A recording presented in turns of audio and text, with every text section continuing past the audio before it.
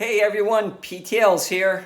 So I said I would do some gear review videos, and today is my first one. I'm going to do a series of short videos. Today I'm starting with my footwear. So let's go to the gear. So I'm going to start with my shoes and then go to my socks. So starting with the shoes, the first pair of shoes I use, starting from the approach trail up into Springer Mountain and through the beginning of my hike are Merrell Moabs. I originally bought these ahead of time and broke them in on some section hikes. But on my through hike, on actually 18 miles, I got 494.9 miles on the Merrell Moabs. I'd say I used them for, I don't know, about 100 plus miles prior to that, including the 8 miles on the approach trail. So these ended up getting about 600 miles plus. They're still in not too bad a condition. You can see the toe is still good on that side. Pulled out a little bit on this side, but not bad at all. I did have a problem on the inside. You know, because these have a lot of leather on them, that leather gets hard and gets brittle. And on the inside, right up here where this piece of leather is, it was pushing down. On my very last day using them, I was in pain from that getting hard and sticking down into the top of my foot, and my foot hurt all day. Thankfully, my wife came down and brought a new pair of shoes to me. But these lasted pretty good. I still may use them for yard work. They're in, you know, the upper parts of it are still in great shape, other than this one section being hard here. So, and the toes did really good. I've seen other people's Merrell Moabs that are in bad shape. The only thing with these, again, is because they got the leather, they're not as breathable as trail runners. They're a hiking shoe. They were a little warmer, and they held the water a lot longer, and so they didn't dry as fast as my trail runners. But that's a decent shoe, hiking shoe. I would get them again. Not sure I would use them on the through hike. I did like my Salomons a lot more than those. Okay, so my second pair of hiking shoes are the Salomon. You can see they're the Odyssey Triple Crown in gray color. I again bought these prior to my hike, broke them in on some section hikes. They probably also had 100 plus miles on them before I started. These gray ones got 662.8 miles on the trail, plus 100 plus miles. So they gave me a good 700 to 800 miles, including my prep hiking. As you can see, they're in pretty tough shape. There's a huge hole up in the front here that tore. They're worn a little bit here. I had put all kinds of tape over the time. I didn't have shoe glue to start with. I ended up putting some on over here. But there's a huge hole over on the side here. I mean, that's huge. It's just blown right open. On the other shoe, again, same spot. Big hole on the side. Not too bad on the front. The toe mounts pulled out on both shoes. Not too bad on this side. What I found on my next pair of shoes is that 30-second crazy glue, fast drying crazy glue. You just put some on both sides. Put some on the lip here and put some on the shoe itself. Hold that in. Don't get it on your fingers because your fingers will stick to it. But that held the next pair in when it pulled off. And that crazy glue works really good on the toe.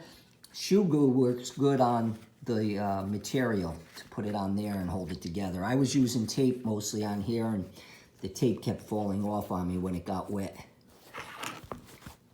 You can see these shoes don't have any laces in them, and that's something I'll get into now. The Salomons came with a flat lace, and I didn't like the flat lace because I had a hard time tying them off tight, and so I ended up buying rounded laces. Put a pair of black ones on the gray shoes, and then when I got my last pair of shoes, the black laces from the gray shoes came over here. So, but that's my second pair of shoes, and my first pair of Salomons, which I think are the pair that got the most mileage of all my shoes. Not much tread left on those, still a little bit. These ones, I think, because of all the big holes, going to the trash. My wife and daughter want to get rid of all of my shoes because they all smell pretty bad, but I'm going to try to save a couple pairs for working in the yard.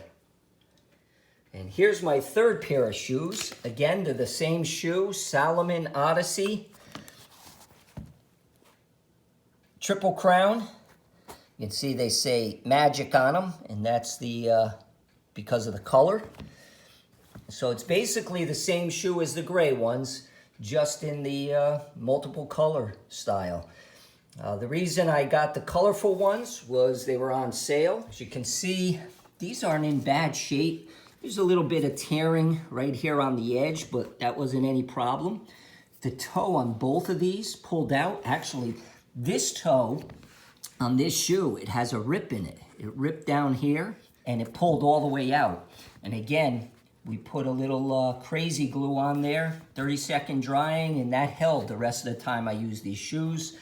That pulled out both of them very early. These shoes took a beating. These are the shoes I used in Pennsylvania. Pennsylvania rocks just tore the uppers up. I would step in between rocks, and this soft material on the top, it would actually hurt my toes on each side if my toes went between rocks. And within a week, I had a hole here, and on the other shoe, a hole out here. That was after 1 week of wearing these shoes because of the rocks in Pennsylvania. So the Pennsylvania rocks tore them up pretty good. However, my wife was down supporting me then, and we quickly glued the fronts up, put some shoe glue on them, and these shoes did pretty good. They lasted me 546.3 miles on the trail going through the Pennsylvania rocks. They had more mileage left on them, but I was under 500 miles to go, and so I decided to go to the next pair before I was done with these. My wife actually brought them home and re-glued them up with shoe glue and cleaned them up a little bit. Now there's still a little bit of tread left on the bottoms, so these still have some wear on them to go. And she glued them up just in case I had any problems with the last pair, but those were ready to go if I needed them again, but I ended up not needing them. And this is my last pair of Salomons. Also, once again, same shoe, the Odyssey Triple Crown in the magic color. These shoes were used for the last 489 miles of my hike. I did not glue the toes at all on these. They held up for that whole time. Again, there were no rocks. The trail was a little more forgiving. There were rocks, but not like in Pennsylvania. I did add a little shoe glue here. There was a guy in one of the shelters, and so early on I could see a little wear on the side here and put a little bit of shoe glue on that one spot, and seemed to hold up. There's a little hole at the bottom of it right there. And the other side, just at the end, maybe the last day or two, that hole poked through. So a common spot on the Salomons. After around 400 to 500 miles, they start wearing out on the outer edges. But I really like this shoe. And as you can see, my last pair of shoes, the bottom wore pretty well. There's still quite a bit of tread left on the bottoms. I had problems early on with my feet, and eventually my feet hardened by the time I got to the Salomons. And so as far as heating up and getting blisters, that problem was diminished by my feet hardening. I had a lot of problems with the heating up with the Merrell Moabs, and I'm not sure if that's just because they're, a heavier, thicker leather shoe that stays wet longer, or was it just because it was used early in my hike and my feet needed time to harden? Once my feet hardened up and I got calluses, my feet kind of got numb, and I attributed that numbness to my feet being hardened. And what it turns out is I have nerve damage, and it happens to a lot of hikers doing long distance hiking. I got nerve damage on my feet, and so I would recommend a thicker insole to absorb some of that pounding you take on the trail, and maybe that would diminish the nerve damage you get in the bottom of your foot. My understanding is it could take months, if not 6 months, for those nerves to grow out. And I'm 2 weeks out from my hike, and I am feeling a little more pain right now on the bottom of my feet because the nerves are starting to grow back out. So next I'm going to show you go over my socks. I'll start with the Sealskins. When I started, I brought the Sealskins down with me. It was May, so it's already things were starting to warm up, and I never used them. I ended up early in my hike mailing the Sealskin socks home. They were too hot for the time of year I was hiking. I just let my feet get wet and not worry about it. I was going to sweat anyway in the heat, so the Sealskins got sent home. When I got up to Maine in September timeframe, I was thinking about bringing them back out. I was a little worried about the cold and the whites, and then later getting up to Mount Katahdin, but I made a decision not to bring them back out, and I really didn't need them for the end of the hike. My feet were plenty warm enough. And so my main socks for hiking in were the Darn Tough socks. I had 2 pair with me most of the hike. Early on, I had a low-cut pair as well that I had been using on section hikes and was going to take with me, but made a decision not to take those. That I had plenty with the 2 pair of Darn Toughs, originally with the Sealskins and then the Injinji socks. These 2 pairs of Darn Tough socks came with me all the way. For the most part, in between laundry, I would wear 1 pair and then save the other pair as a dry pair in case I needed them, which really happened. I rarely even slept with these on. I usually slept in my bare feet, or I had compression socks, which I'll get into. I might put some lotion on and then put a compression sock on, but I really liked the Darn Tough socks. They were great, and I used them quite a bit at the beginning of my hike and then used them a lot at the end. In the middle of the hike, I wore more just the Injinjis, and so the Injinjis are a toe sock. You can wear them as standalone socks. They're very thin. I have the low-cut ones as well. You can get higher-cut ones, but I use the low cuts. And those were my base sock. Again, in the middle of the hike, when it was very hot, these became my go-to sock along with my Salomon hiking shoes. They're very lightweight. They dry fast. And they were the most comfortable once my feet hardened up. Early in the hike, I went through various combinations. Sometimes I would wear the Injinjis underneath the Darn Toughs. Start heating up, I would switch and just wear a pair of Darn Toughs. Then I would switch and just wear the pair of Injinjis. And I was going back and forth for a while. And finally I got to a point that I found the Injinjis by themselves in the heat of the summer were working the best. Now, later in the hike, when I got up to, say, Vermont, New Hampshire, Maine, things started cooling off in the mountains later in the season, and that's when I started going back to the Injinjis underneath and the Darn Toughs, a pair of Darn Toughs on top of them. Again, I rotated them.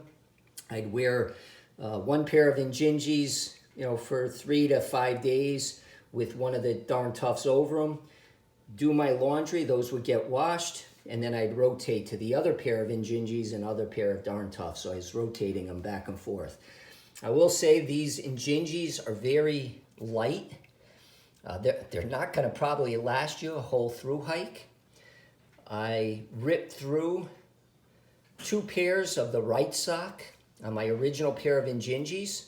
My wife ordered 2 more pairs, and she was coming down to see me and brought them to me. So these are my 3rd and 4th pair that made it to the end. So I had 2 pairs to start and 2 separate pairs to finish off. They're much lighter. These are my original Darn Toughs. And because I was using the Injinjis most of the summer, they lasted me through the through hike. The Darn Toughs are guaranteed for life. So if you have any wear and want to have them replaced, just got to get them to Darn Tough, and they'll send you a new pair. Now these other socks are compression socks. And I think most of you know the story on the pair I got here, which are Copper Fit brand. I had serious shin splints early in my hike. I was talking to a group of young people, and the young lady there, Zazu, gave me a pair of compression socks. She had chronic shin splint problems, had a compression sleeve on, and then reached into her pack, pulled out a pair of compression socks and gave them to me. And I attribute the pair of socks she gave me with saving my through hike. I had a balloon on my shin, which went down into my ankle, totally swollen up and very painful. And 2 days of wearing these socks got rid of all the pain and the swelling. Now I did lose one of them, so that's why you only see one of the ones she gave me. Somewhere after my problems with my shin was healed, I continued to use it on and off at the end of the day just to give relief to my shin. And also at times I sprained my ankles, or my ankles would swell up, and throwing compression socks on overnight would help the swelling to go down and my ankles to recover. Because I lost the one, and I sometimes wanted to wear two, especially when I was going to sleep at night, my wife picked up another pair at Walmart. That's what these pair are. Not quite as good as the Copper Fit, but still worked good. You know, I would get swelling in my ankle. I'd wear hers on the one with the bad shin, and then wear the other one on my left ankle if it was swollen, and take the swelling down overnight. So I really like the idea of using compression socks if you have a injury to your shins or ankles. They really, really help take the swelling down. And for me, for the shins, got rid of the pain. And another piece of equipment that I really didn't use much were the gaiters. I got this pair of gaiters, more to help if there was snow on the ground, but they also help to keep dirt out of your shoes and dirt and sticks and things that kick up. But I found it more trouble to have to take them off every time I stopped to cool my feet off. I'd have to unhook the gaiters from the strings on my shoes and the Velcro on the back and get those off, and then take the shoes off, take the socks off, and then go through putting them back on. So anyway, I sent the gaiters home with that first load of stuff I sent home and never got them back. I thought about it at the end of the hike that my feet were hardened and I wasn't having to cool them off as much, but just decided that it wasn't worth it. I think in the future on shorter hikes, local hikes, or maybe weekend hikes, when my feet, I'm not worried about them heating up as much, I might use the gaiters at those times because I won't be taking my shoes off as much.